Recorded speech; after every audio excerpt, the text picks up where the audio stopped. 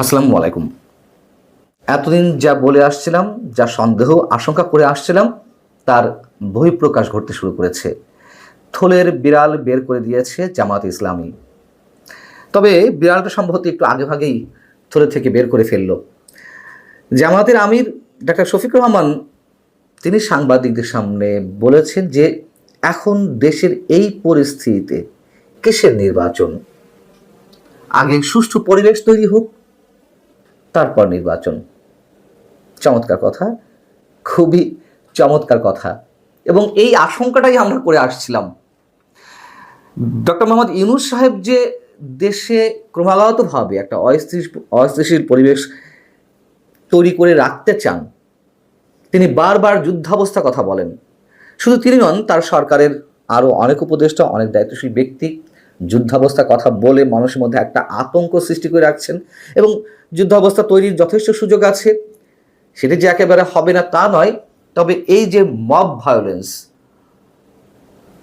চারিদিকে আরও বিভিন্ন বিষয়ে অস্থিরতা তৈরি করে রাখা, এই সবই বিশেষ উদ্দেশ্যে করে রাখা হচ্ছে। আমরা বলে আসছি যাতে নির্বাচনকে প্রলম্বিত করা যায়। ধরো কাটো, মব ভায়োলেন্স, বুলডোজার সংস্কৃতি, এই যে বিষয়গুলো, এর সাথে অনেক বিষয় রয়েছে। এর মধ্যে যেমন মুক্তিযুদ্ধের ইতিহাস মুছে ফেলার একটা চেষ্টা, কিংবা আওয়ামী লীগ নিশ্চিহ্ন করার একটা চেষ্টা, সব কিছুর সাথে নির্বাচনটা প্রলম্বিত করার বিষয়টি একটি কমন সাবজেক্ট তাদের কাছে, এমন মন্তব্য অনেকেরই। এবং নির্বাচন প্রলম্বিত করার যে ডিজাইনগুলো সরকারের কাছে রয়েছে, এটি তার অন্যতম একটি অংশ, যাতে চরম একটা অস্থিতিশীল পরিবেশ সৃষ্টির মধ্য দিয়ে মানুষ কেউ উচ্চারণ করতে না পারে যে নির্বাচন দেওয়া হোক। যেভাবে মব সন্ত্রাস চলছে, যেভাবে খুনোখুনি, রাহাজানি, যেভাবে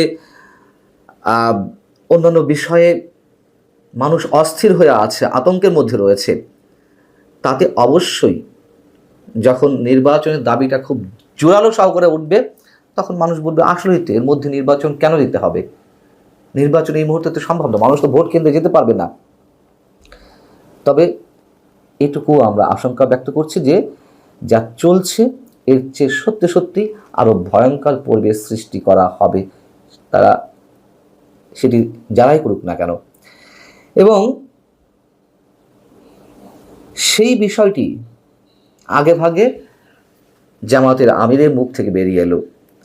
শুক্রবার নীলফামারীতে তিনি সৈয়দপুর বিমানবন্দরে সাংবাদিকদের সঙ্গে আলাপকালে যে বিষয়টি বলেছেন আরও, তা হচ্ছে আমরা আশা করি যদি মৌলিক বিষয়গুলোতে কার্যকর সমস্যা করা যায়, তাহলে ভালো একটা নির্বাচন সমস্যা করতে হবে এবং ভালো নির্বাচন দিতে হবে। জামাত তো বিভিন্ন সময় বিভিন্ন ধরনের মন্তব্য করে আসছে। কখনো বলছে স্থানীয় সরকার নির্বাচন আগে দিতে হবে, কখনো বলছে ডিসেম্বরে নির্বাচন দিলে ভালো হয়, কখনো বলছে যে নির্বাচন এপ্রিলের মধ্যে হলে ভালো হয়, কখনো বলছে না ফেব্রুয়ারিতে কেন নির্বাচন, কখনো বলছে যে মৌলিক সমস্যাগুলো হলে ভালো হয়, কখনো বলছে আমূল সমস্যা করতে হবে। এবং এটিও তো বাস্তবতা। সরকারের ভরকেন্দ্রগুলোর মধ্যে একটা ভরকেন্দ্র জামাত, এবং তারাই অনেক বেশি শক্তিশালী। বিএনপির সঙ্গে লন্ডন বৈঠকে প্রধান উপদেষ্টা কি কথা হয়েছে, কেন তারেক রহমান রাজি হয়ে গেলেন ফেব্রুয়ারিতে নির্বাচনের বিষয়ে, তা নিয়ে অনেক ধরনের গুঞ্জন রয়েছে। যদি সত্যি সত্যিই কোনো ধরনের গিভ অ্যান্ড টেকের বিষয় থেকে থাকে, যা নানানভাবে শোনা যাচ্ছে, আমরা সেগুলোতে বিশ্বাস করতে চাই না। যদি হয়ে থাকে, বিএনপি রাজনীতি শেষ, বাংলাদেশের ভবিষ্যতও অনিশ্চিত অন্ধকারের পথে নিশ্চয়ই। যদি গিভ অ্যান্ড টেকের কোনো খেলা না থেকে থাকে, যদি সত্যি সত্যিই ডক্টর মোহাম্মদ ইউনূস যে আশ্বাস দিয়েছেন ঠিক আছে ফেব্রুয়ারিতে নির্বাচন, তাতে যদি তারেক রহমান রাজি হয়ে থাকেন, সেটিও ট্রাপে পা দেওয়া এর আগেই মন্তব্য করেছে, আরও অনেক আগে মন্তব্য করেছে। যেই হোক না কেন, বিএনপি এখনো বুঝতে পারছে না কোন খেলায় তারা নিজেদেরকে জড়িয়ে ফেলছে। যে ডিজাইন নিয়ে সরকার এগোচ্ছে এবং জামায়াত ইসলামী যা বলছে, এনসিপি যা বলছে, তার বাইরে এখনো পর্যন্ত একটা দৃষ্টান্ত স্থাপিত হয়নি যে তাদের কথার বাইরে ডক্টর মোহাম্মদ ইউনূস গেছেন। যাওয়ার কোনো ওয়ে নেই, কোনো উপায় নেই।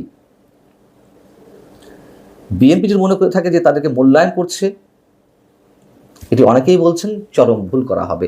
যখন অনেকেই মনে করছেন এই বিষয়গুলো, যখন যেই মানুষটার মিনিমাম রাজনৈতিক জ্ঞান রয়েছে তারাও বুঝতে পারছে যে সহজে নির্বাচন দেবে না এই সরকার, সহজে ক্ষমতা থেকে যাবে না, বিএনপি তাহলে কেন বুঝতে পারছে না? হ্যাঁ, অনেকে বলে যে বিএনপি কৌশল অবলম্বন করছে, বিএনপি যে কোনোভাবে হোক নির্বাচনটি আদায় করে নিতে চায়। যে কোনোভাবে নির্বাচনটা আদায় বিষয়টি তো চাপ প্রয়োগ করা ছাড়া সম্ভব নয়। এমনি এমনি দেবে না, কোনো অবস্থাতেই না। এবং এ কথাও আমরা বলে আসছি যে ডিসেম্বরের মধ্যে নির্বাচন যদি না হয় তাহলে ফেব্রুয়ারি কেন, এপ্রিল কেন, 2026-এর মধ্যেও নির্বাচন হবে না। একটা পর্যায়ে দিতেই হবে, তবে তার আগে আরও অনেক কিছু হয়ে যাবে।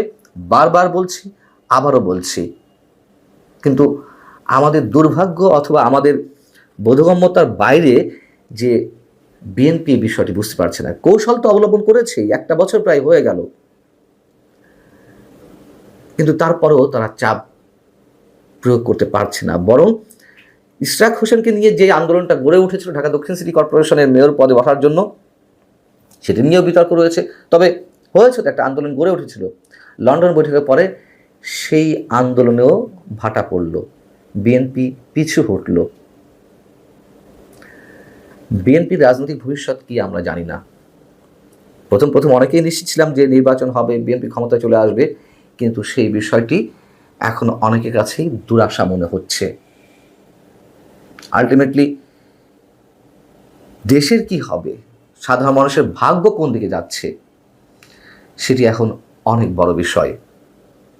জামাতের আমিরের মুখ থেকে যেই কথাটি বেরিয়েছে, এটির জন্যই সম্ভবত আমরা অপেক্ষায় ছিলাম।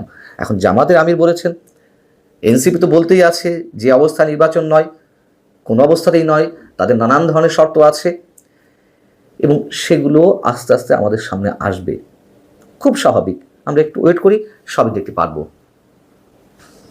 ভালো থাকুন সবাই, আল্লাহ হাফিজ।